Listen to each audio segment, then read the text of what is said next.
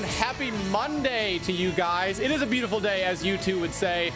Welcome to another episode of I Could Never Be, the show that allows you to achieve the same type of success of the actors, athletes, musicians, people in business that we place on pedestals every single day. And today, we have one of those actors joining us. You can catch him on the Cinemax series Strike Back. You will also catch him next year in A Wrinkle in Time, starring opposite of Chris Pine, Reese Witherspoon, so many others. But just this weekend, his movie Generational Sins premiered in select theaters. Please help me welcome Daniel MacPherson. Hey, how you doing? How you doing, brother? Nice to see you. How's things? I love, things are great, and awesome. How many people compliment you on the accent every single, like, when I'm in America a lot. Yeah, when I'm back home, not many. Yeah. Thank you. I have the feeling, a lot of people, when they think Australia, they think, you grew up in, like, Sydney area. I did, yep. And people think either, like, Sydney, they think, like, the beach, or they think the outback. And that's, there are three things they think of in Australia. Yep. How correct is that? Is any of that, like, where you grew up? Yeah. I grew up a mile from the beach, so I grew up after school every day, going swimming and surfing and stuff down the beach. I was a beach kid, and then subsequently everywhere I've lived, pretty much around the world, has been by an ocean. Now, did you time it that way, or did it just the blessings that you just bestowed to live in those areas? I've been very fortunate. I've been very lucky, but I go a little bit crazy when I'm not near an ocean. But, so, what's the wildest, like, adventure thing you've ever done? Oh wow! I've done. I mean, my background before I was acting was sports and athletics. Yeah. So I used to race Ironman triathlons. Probably the craziest one would be a 3-day adventure race through the Tasmanian wilderness, which was the island, the biggest island off the south of Australia in Bass Strait. Basically, the only thing between Australia and Antarctica. Yeah. And it was a 3-day off-road running, mountain biking. Kayaking, sort of 12 hours a day, going nuts. And so that was, I did that with another Australian who was a Formula One car driver called Mark Webber. And we did that as a 2-man team. And Mark actually crashed and broke his leg on the bike, and we had to get him heli-lifted out of there. But that's a whole nother story. As far as crazy stuff goes, that's probably it. And I saw you did it. You did an Ironman about a decade ago, 10 hours and 10 minutes, I think. I did. I've done a few of those. I grew up in Sydney, in one of the meccas of triathlon and sort of sport. So where I grew up, Cronulla Triathlon Club was the home of multiple subsequent world champions. So I grew up and started there. I started racing triathlons at 11 years old, and went on to race half Ironman and full Ironman. And technically speaking, I've raced 7 3/4 Ironman. I didn't quite finish one, but my fastest was around 9 hours 40, and then and I raced all around the world. China, I raced the Hawaiian Ironman, which is the World Championships. It's actually on this weekend. I got a bunch of buddies over on the Big Island. So I did that for a long time, and eventually I was juggling that with my acting, and I came here to LA 5 years ago and discovered that LA is actually amazing for triathlon training. Yeah. And decided to go back to the sport and got really, really fit and went back and raced world championships, and then wondered why I wasn't getting any response to my auditions, because I was just exhausted going to auditions. So the number of seasons in LA is 1. You get like sunny. Yeah, that's you get 320 days a year of sunshine to go train, and it's amazing. Well, I'm so excited to talk about like I said, the number of projects that you're in, which is incredible, and also your story, as we were talking before the show, of like having to deal with a big break in auditions and all that. For people who want to be able to follow you, want to be able to plug your social media, it's at Dan MacPherson. Dan MacPherson. Yeah, I'm on Twitter and Instagram. At MAC, Dan, DANMACPHERSON. Awesome. And you can follow me at The Only MC for all this type of content. We have a show. If you're listening on iTunes, we have a show every single Monday live. You can watch on YouTube. Join in the comment section. But again, follow us on iTunes. Comment, rate 5 stars. Tell your friends. All that fun kind of stuff. Talking this weekend, the movie Generational Sins came out. It did indeed. What is that like, having a movie come out? Is it a relief knowing that it's finally out to the public? It's really exciting. It's really exciting to see what, for something like Generational Sins, was for me over 12 months of 12 months of work, but nowhere near as much work as guys like Spencer, the director, and Dax, the writer, put in, because they'd been right from the very inception of the project, which I think was a year or two before that. We actually met in March last year, so that's 18 months ago. We filmed July, August last year, and then it's been 12 months of post-production and getting funding for distribution and actually securing a release for what when I signed on a year ago, just by a chance meeting at a coffee shop in LA. Wow. You know, and that's how I came to the project, and I read the script and I loved it. And at that time, the budget was minuscule. I mean, the budget was probably about the same as this tablet, you know, but through word of mouth and through people that believe in the project and people that are passionate about what they've seen, the budget has grown, and we were able to, secure a national VOD and cinematic release for a very small independent film with a very beautiful story. But I mean, as I said, we had a hometown release in Phillipsburg, Pennsylvania. So we went back, we shot it around Clearfield County, which I'd never been before. That was amazing last summer. And we went back last week, and last Thursday night we had a hometown premiere at Phillipsburg, and really wanted to just thank the local community and thank the people. But just to see the reactions for the first time of an audience, and I had people just coming up to me afterwards thanking me for going the places I did with this character. Struck a lot of chords with people, particularly in that area, but also just shining a light on that part of the world and the issues we did. Yeah, for certain. And it is in select theaters across the country. It is so in select we want to be able theaters, to plug that. Certainly you can find all that information online and be able to go see that. I think generationalsins.com is the website. There's, the certain, genres, obviously with Generational Sins, you can, imagine that it is kind of a spiritual and faith-based film. Yes. And that genre is, filled with a lot of movies that are not, I don't know, hardcore is maybe not the correct word, but they're movies that have a line. And, if you're talking about faith-based things and you're talking about scripture and spirituality, you maybe stay to one side where you're not using language, you're not showing a bunch of violence and everything. Yeah. This movie kind of crosses the line a little bit. Yeah. Talk about what that was like in production. And even, I think that's necessary to be able to reflect what a lot of people are feeling. Yeah, 100%.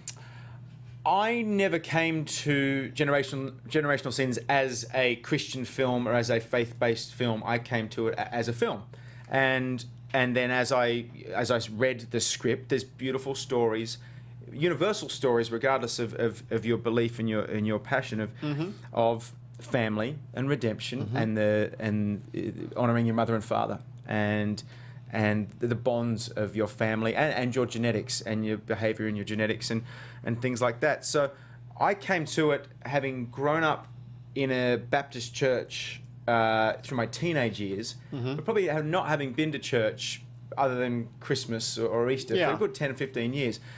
So the set itself was about making an honest, truthful movie and a truthful account of this story and these characters. And you had Christian and non-Christian cast and crew, but a lot of people were drawn to the story just because of its heart, and it was hard not to get caught up in that message because it was a beautiful shoot. They're beautiful characters, and there's a real beauty, and I think we might have touched on it before we even came on air, but there's a real beauty in the simplicity of this film, and that's what I love, and it's not the simplicity in what has been a stereotypical faith-based film previously, like you say. I mean, I swear, there's 32 F words I saw. There's 32 swear words in this film, I spend half the film drinking and smoking, you know, but that's the real account of a guy that's grown up with an alcoholic abusive father and finds a journey back to redemption in the course of this film. And so if you're not, we had to go there to make it real. And people say, well, it's edgy or it's this or that. I come from the place of, it was just the truth. Yeah. And the truth has made a really, really nice story. Yeah, and that's the thing is a lot of the other movies maybe that have come before, you're looking at, God's Not Dead, War Room, Fireproof. Yeah.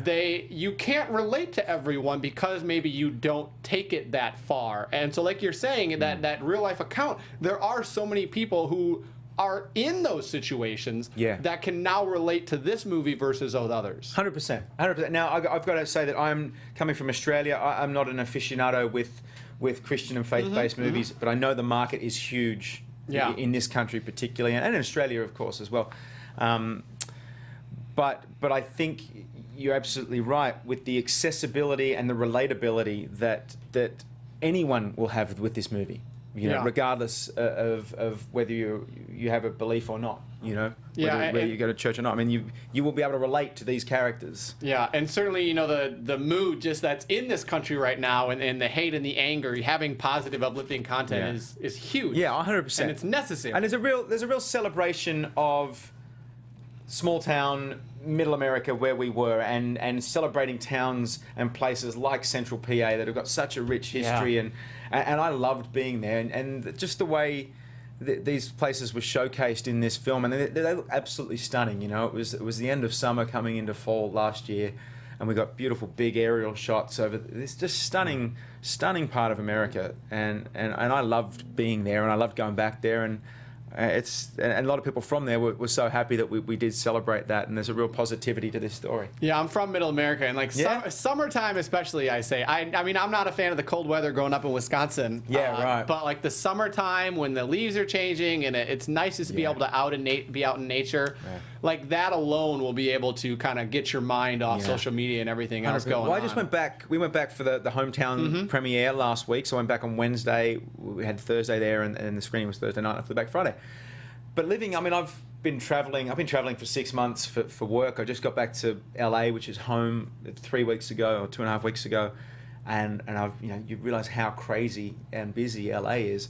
I got back to Central PA, and I had my headphones on. I thought I'm just going to lay outside on the couch on the chair outside and overlook the trees, and I had music on, and I was like, I had to take my headphones off and just listen to the rain and the quiet. And I fell asleep on this couch, and you just miss that in LA. You don't get that in LA. The peace that you can get.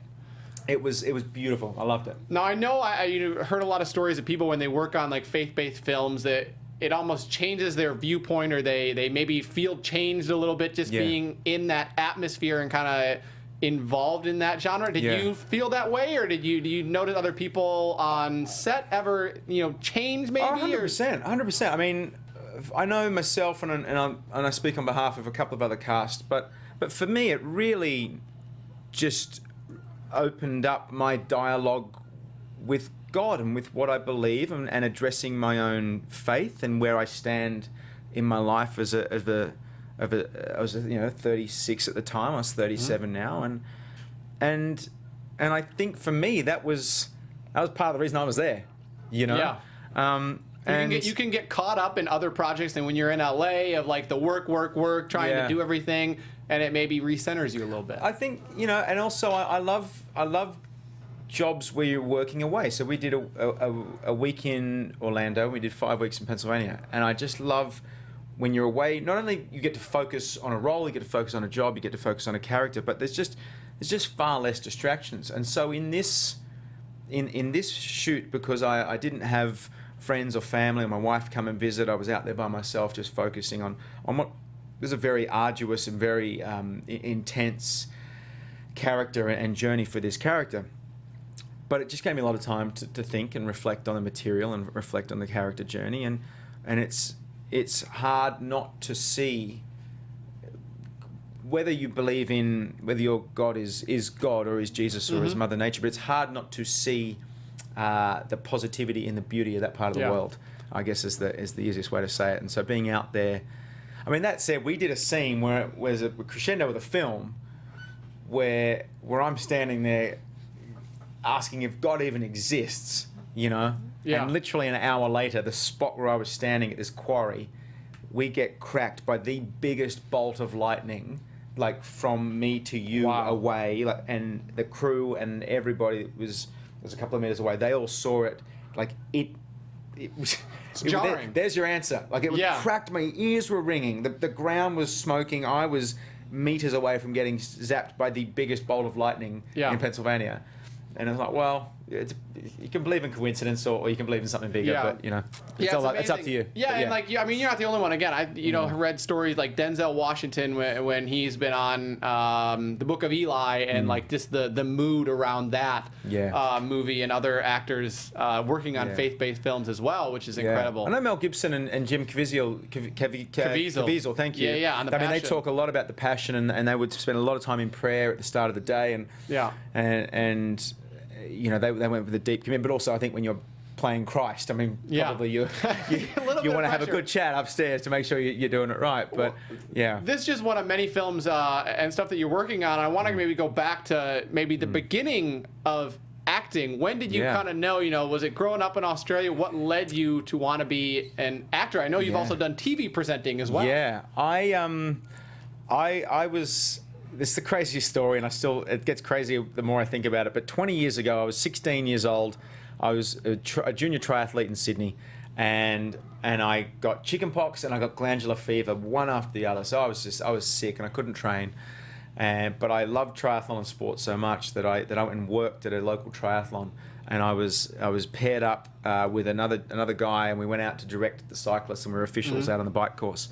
And it turns out he was an acting manager, and he said, "Have you ever thought about acting or modelling or anything like that?" And I was like, "Don't be stupid, you want to do no way." And I had like long blonde surfy hair. I was straight out of the surf. And I said no, and I'd never followed it up. But he rang my parents 3 weeks later and said, "Look, I met your son. Would you be interested in letting him start some acting training?" And so what did he say? What it was? Was it your personality? What it was? Maybe. I don't know. Like, we never really discussed it. He just said, "Look, I saw something in you," and we got chatting, and wanted to meet you and come in and meet his team. So I went in and I read an audition scene for Neighbours, which is an Australian soap opera, which everyone has done in Australia.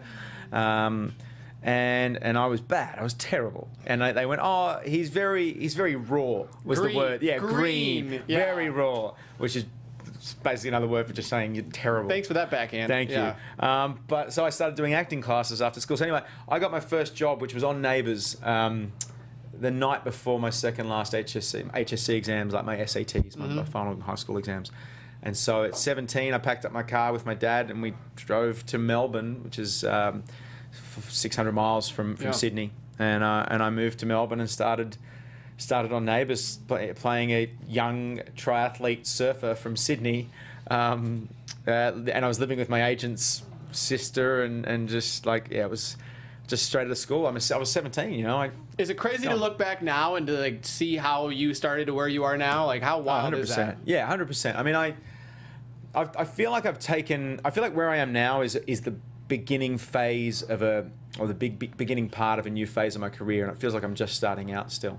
It's bizarre to think I've been doing something in the entertainment industry, mostly in Australia, for 20 years. What is for people who don't know, what is the entertainment and acting world like in Australia? Versus America? Look, it's still pretty big. It's very concentrated. We have say 5 free-to-air networks and another couple of cable networks, but we have a big quota of Australian drama.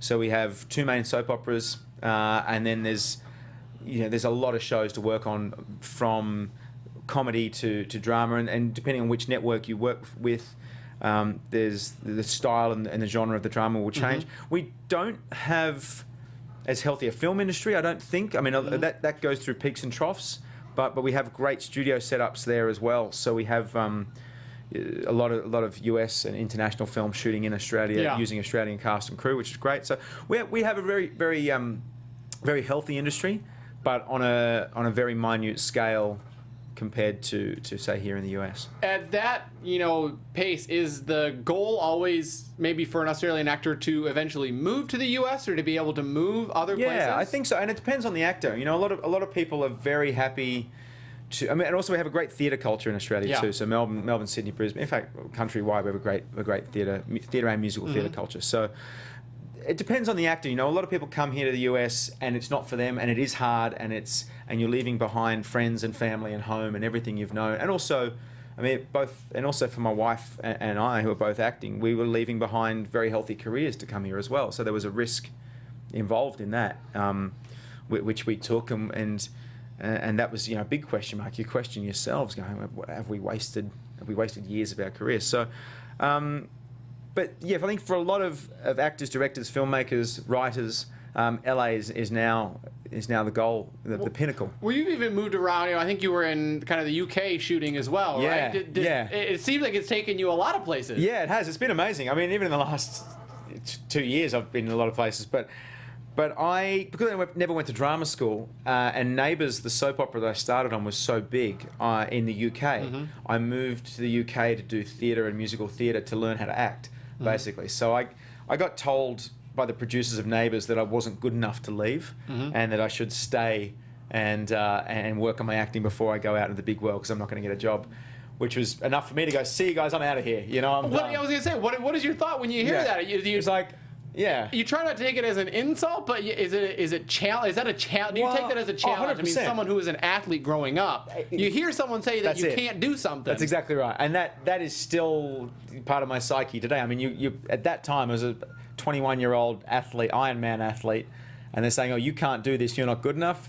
No, that's, and I still watch me. Yeah, and I still think that mentality is something that's got me through to this point in my career, and it's still something that I've never lost, you know, and that kind of positivity. I'm grateful that I've had great family support. I'm the oldest. I've got a younger brother and a sister, and I've always had great support from my parents, and also, I guess, just always, I want to say I've never wavered in my self-belief, because there's times where you go, no, I'm a really, you know, there's that self-doubt where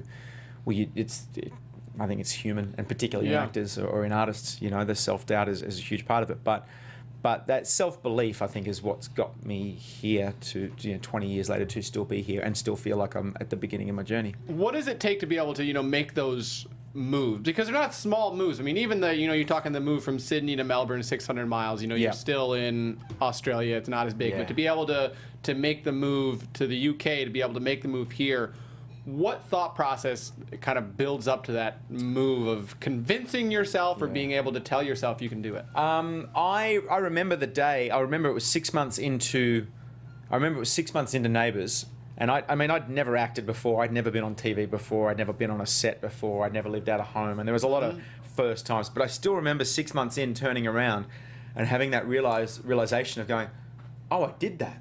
Oh, hang on, I've done it. I started a job. I moved cities. I'm on telly. I can do this. Oh, hang on, if I can do that, well, what's next? Let's just keep raising the bar and challenging myself. And it was, I guess, my whole career has been a series of setting challenges and growing to achieve them. And when suddenly you get there and you take stock and you realize how much you've grown and you've learnt and you've changed, that you kind of look around and go, okay, what's the next one? And an exhaustion that comes with that, and you need to take stock and take respite and rest, and because otherwise you just burn yourself out. But for me, it's been 20 years of I guess doing that, and that's even where hosting and live television came in, because that was going off and doing. I hosted Australian versions of X Factor and Dancing with the Stars. And, Dancing with the Stars is one night a week in Australia, 2.5 hours live. And I was like, well, and I was doing a drama, a police drama at the time for the same network. And so to go out and go, all right, I'm going to go and be the lead in a cop show and host a dancing show? Like, what? Like, who does that? All right, give me a chance, give me a crack. And that was just how it led that way, You're talking about the doubt that comes with being an actor, and to be able to make those moves, or just be able to get roles. Talk about what that is like as an actor, you never really know where you could be in a year or two, or what the next project could be. No. Has there been a time where you really were facing doubt and questioning, man, what am I going to do, or do I want to stay in this? Yeah, totally. I know you've been saying like before you got Generational Sins. Yeah, I mean, I hadn't worked for at least a year leading into that, but I think also going back to the athletic thing, coming from a sporting background, you work for 6 months to do a race where you go from point A to point B in X amount of time. And X is a finite unit of measurement. And you can go, I spent 6 months of my life devoted to this sport and this training, and an Ironman took me 9 hours and 40 minutes, and that's what I've got to show for it. You can work your butt off for 6 months and go and do a movie, and someone watches it and goes, didn't really like it. Didn't think that was good. Didn't think it was that great. And it's so not having that finite unit of measurement, really I struggled with for a long time. And then also I got by without ever studying acting for a long time. And I got to a point in my career a couple of years ago, actually, only probably not long before Generational Sins, where I looked around at all my mates and all the guys I've grown up with who were similar to yourself, who were actors, musicians, sports people, particularly athletes and triathletes. And they'd focused on one thing in their entire life, and they'd got at age 35, 36, were at the pinnacle of their career. And I kind of looked at myself and was like, well, I'm doing a lot of stuff that I really enjoy and I'm really proud of, but it's time now to pick that one thing and try and excel at that. So for me, 3 years ago, I made the decision to really knuckle down and do that. But I'd been in LA for a couple of years by that point, and I was just mucking around. So I kind of, when you don't work for a long time, and you're not getting success with audition, and also there's just that layer of agents, managers, publicists, casting agents, acting coaches. Like there's a ladder of people that between you and getting on set. And for me, I just had to go back and work harder. And it was like, I'm going to go and find the best acting coaches I can. I'm going to find the best dialect coaches that I can. And also, I've spent 25 or 20 years of my life training to get skinny to be a triathlete, when all of my roles that are coming for me are Navy SEALs or soldiers. Yeah. So I go Police. and put on all that. So hang on a second. When you look at Chris Hemsworth, Jai Courtney, all the other Aussie guys that are over here doing it. Yeah.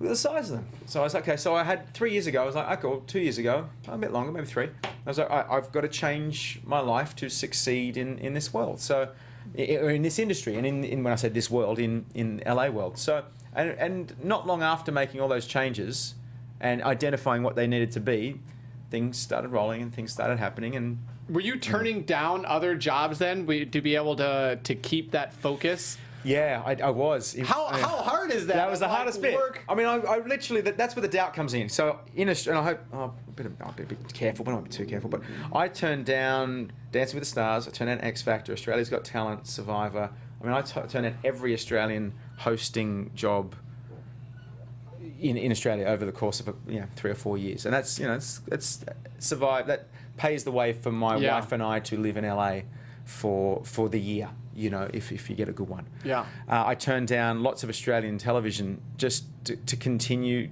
to stay here and stay on my course.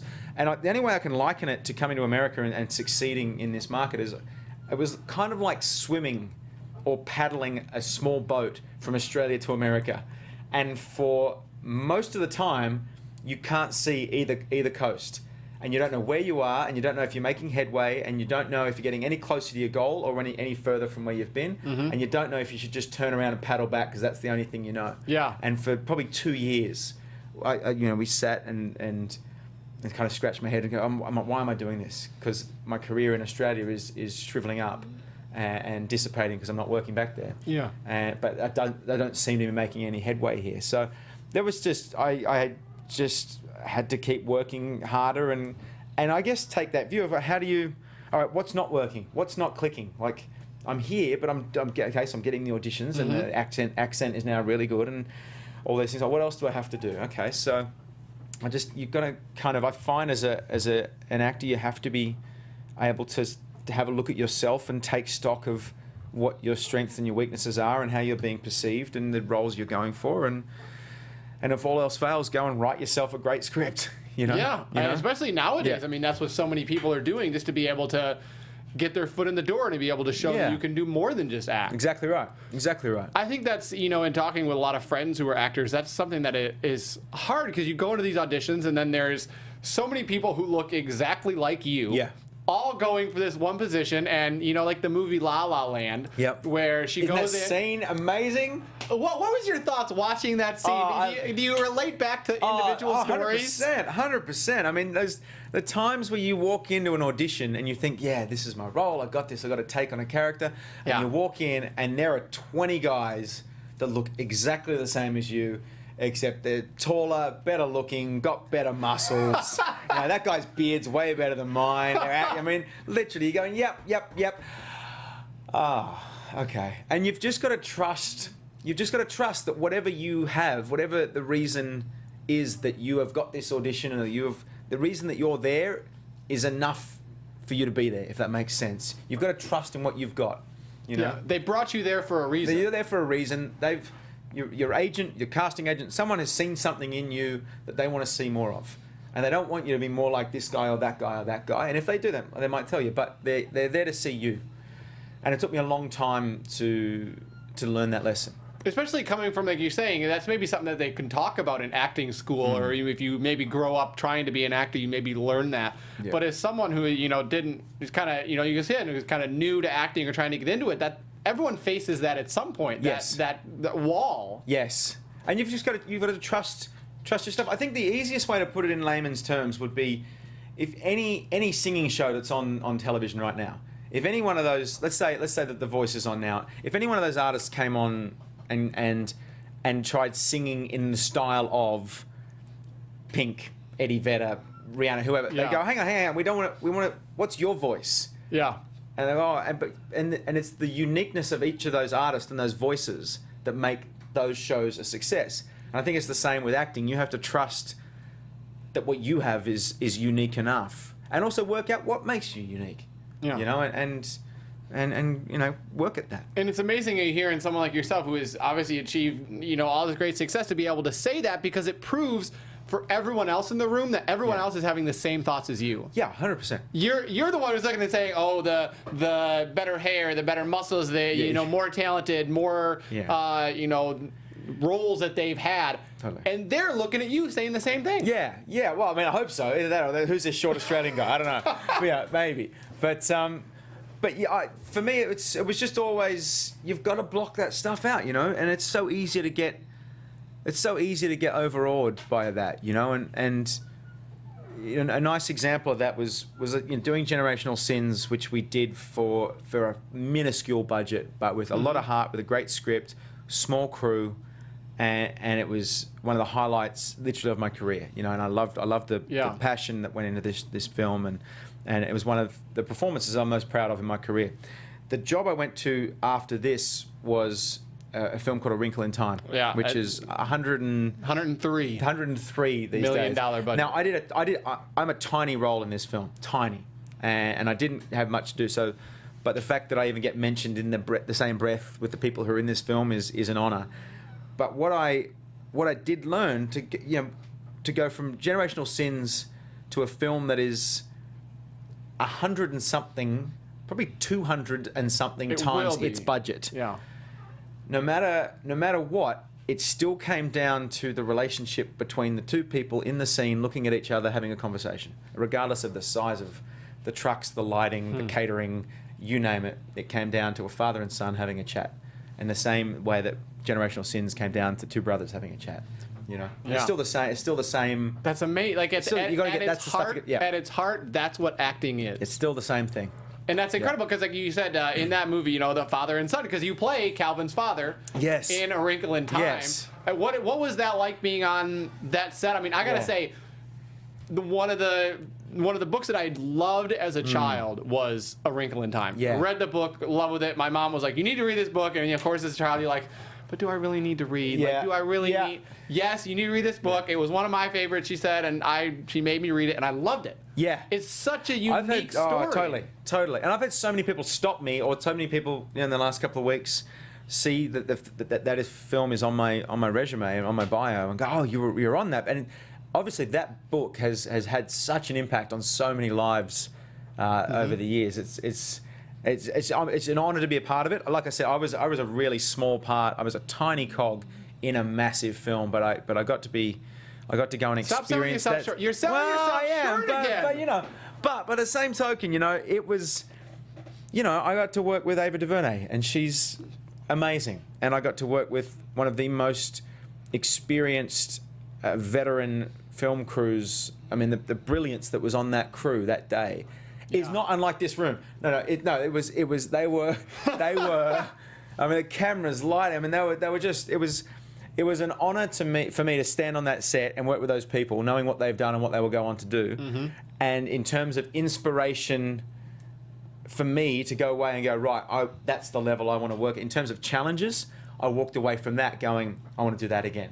and that was quite exceptional. Do you see that being one of the biggest films that comes out in 2018? Do you see that being one of the biggest films of 2018? It's got to be. You look at that cast. I think also you look at the cast. Oprah's in there too. Mindy Kaling, Reese Witherspoon, Zach Chris Galifianakis, the Michael Pena. I mean, it's this guy named Daniel MacPherson. This little guy, and then I think the leads. I mean, the leads are all youngsters, but there's a young Australian. Levi Miller is a young Australian actor, and I think Storm Reid is the lead. The lead in the film, and I think come 2018, people are going to want a film like this to go and enjoy and be taken to a whole different world, because I feel like, I mean, that's what filmmaking is, and filmmaking is escapism, and you talk about positive stories and things like that. I think, I mean, there's a lot going on, but I think people are going to go and watch 2 hours of an Ava DuVernay film, Disney film, and be blown away. And I think that's going to make it one of the biggest films of the year for sure. That is, you're saying, it's another positive content film. I mean, for Disney to be able to put their brand and name behind it, it's obviously going to be good, and the budget that they're throwing at it, they're not spending a couple cents on this movie. No. And I think the positive message about that and the relationships that are shown there are equally as important. Yeah, I think so. I think so too. And I think also, I mean, I don't want to get on to politics or anything like that, but I think in this day and age, and particularly in the social fabric and everything that's happening in America right now, there's never been a more important time for artists and voices and films and music and that kind of, and television, in that kind of escapism, where people want to go and switch off for an hour and a half, or switch off for 2 hours, or go and watch 3 episodes of their favourite show. Because I think it's important for us as humans to be inspired and get taken out of the toughness of whatever your daily life is. To get off this thing right here for a couple hours in a day and be like, there's so much more world beyond the Twitterverse and Facebook and everything else. Yep. You're speaking of the amazing cast and crew that you're working on with that movie. As an actor, you try to learn things from them? Do you try to pick things up when you're on the set and you're working with people that maybe you've looked up to or you've heard about and have won so many awards? Do you try to learn stuff from them every time? Oh, absolutely. I mean, I think you have to, and that is part of the escalation. It's part of your job and part of your journey as an actor. You've got to, and not just, I mean, that sounds so silly just saying as an actor, but you've got to keep learning and growing if you want to keep working in anything, And unlike most other professions, there's nowhere to teach you most of the stuff you do on set. There's nowhere to teach you.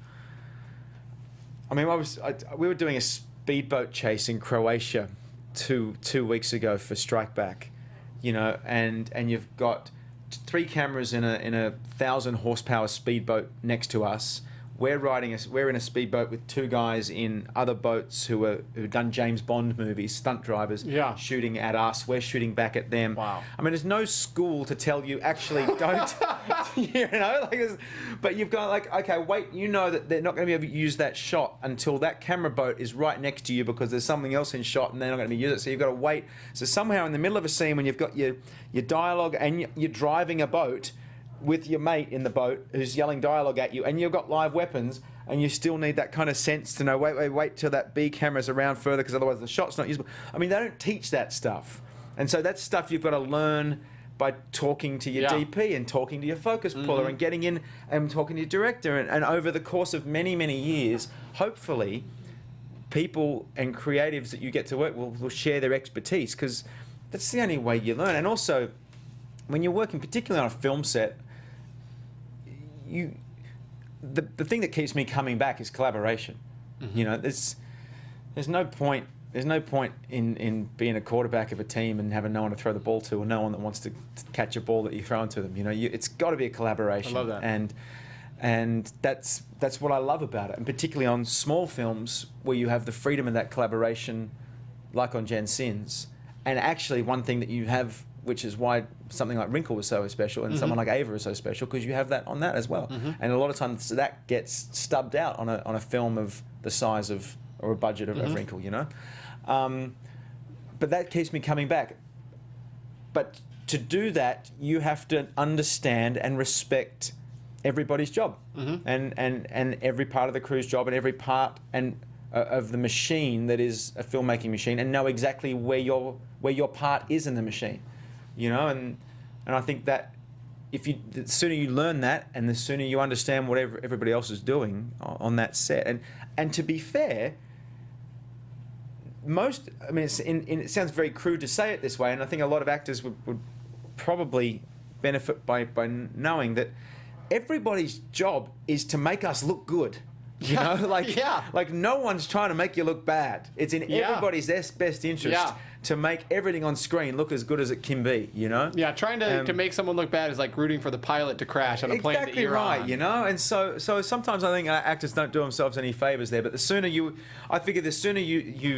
learn your part and how your part fits in the machine runs smoother, the results are better, and your experience and your work is better. And that is a lesson, again, not just for acting. That's a lesson just for society in general, no matter what job you're in. If you're looking at, you know, the people that are working next to you and trying to compare yourself and be like, no, build each other up, and everyone will flourish. Yeah, I agree. Lesson for you, America. And that could go everywhere. That could go across borders, that one. Absolutely. Yeah. What drives you as an actor? You know, to be able to make the move to the U.S., to constantly be able to want more. What drives you to do better, to get better, to advance yourself? I think on a personal level, I would feel disappointed if I never got to see how good I could be. If I never gave it absolutely everything I could, to see what my potential was. And I would say my God-given potential. Mm-hmm. I feel like I've got to keep riding that as far as I can. And while the doors keep opening, then I've got to keep going for it, you know? And the more I dig into it, the more I learn, the more I want to say success, but success has been a byproduct of learning my craft a lot better than I used to, and working a lot harder than I used to on my work. So success hasn't been luck in that regard. Yeah. It's been part of a plan to get to where I want to go. But with that has come the most satisfying time in my career, because the work I'm doing is something I could never have dreamed of a couple of years ago. Working with better people, better writers, discovering things in myself that I never knew existed, and then from there going, well, I want to do that against the best of the best now, because so I guess that drives me, wanting to. The more I grow, the more I improve. Even at 37, having been doing it 2 years, like 20 years, you know, I still feel like in the last 2 years I've grown more than I have in the previous 18. Yeah. And you kind of go, well, I want to see how far I can take this. I think I'm a natural storyteller. You may have noticed, but just you want to keep working with the best and against the best and alongside the best and see how far and how good you can get, I guess. Yeah, and know, the question that they always follow up with that is, what is your definition of success? You know, having worked on the projects and, you know, especially coming off this like faith-based film and family and all that, and especially in Wrinkle in Time, what do you consider your definition to be of success in the industry or for yourself? I mean, I think it would be that. It would be that success for me would be that I achieved what I believed was my potential.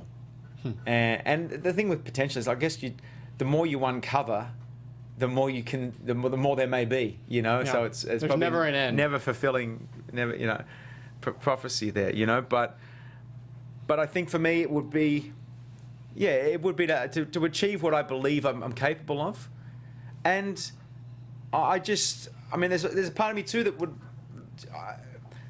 It's really nice when people turn around and go, "Hey, that was amazing, and that changed my life, and that really touched me in some way." And so, doing something like Jen Sins and meeting a whole bunch of people firsthand last week who were in tears at the end of a film, telling stories like that, telling stories that affect people and making a difference. Yeah, it's pretty special.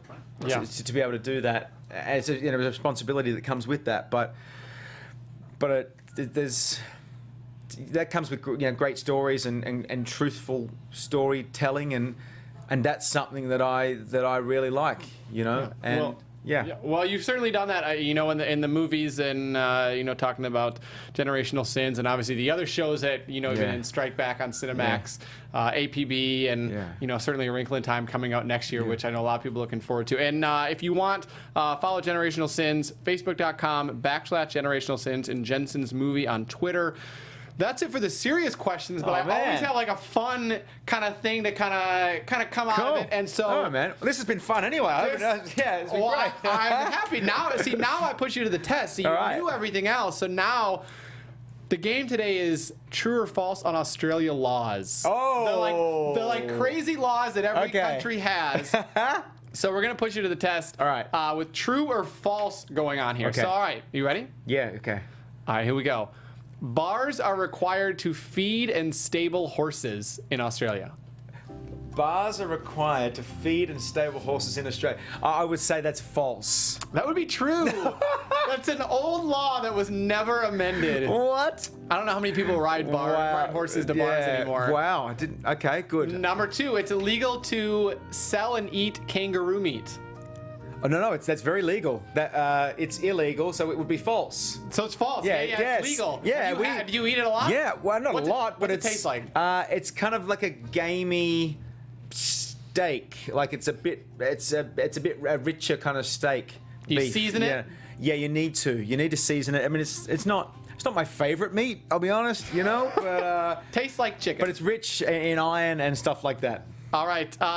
It is illegal to walk on the right-hand side of a footpath. False. It's true. No, what? Because it's weird because obviously in America you always walk on the right-hand side, but everything, cars and stuff like that. Yes, we drive on the left, but I just feel like that's never enforced. But I just feel like we're so useless. We just walk everywhere. We zigzag. We're terrible. Yeah. We'd never survive in New York. It's illegal to ask a person if their father is a criminal. I think that's true. I guess it has to be true because I can't make something like that up. No, it's true because it comes from our convict days, right? Really? I think it comes from when we were, because in 1788, when the first fleets came out, they started bringing out fleets of convicts. So I'm sure that's true because you couldn't judge someone by what your father had done. Wow. Yeah. That's incredible. Final question. Everyone was criminals back there. Final question. It's illegal to sell a vehicle after 2 o'clock on Sundays. That actually sounds true. That's false. That's an old English law. You never know about these, how wild they are. Yeah. Well, crazy. We're crazy. We're crazy cats out there. Well, it sounds like it from the the adventures that you have and the Iron Mans and everything else.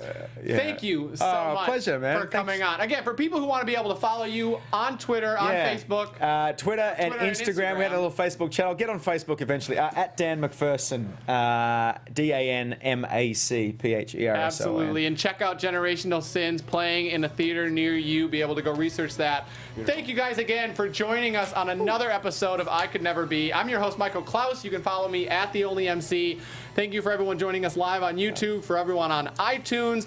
Rate us, give us 5 stars, comment, tell your friends. We love to be able to spread positivity in a world that needs it so much. Hope you guys learned a lot. Hopefully, if you're an actor, you felt inspired. If not, you felt motivated no matter what you are doing to be a better person.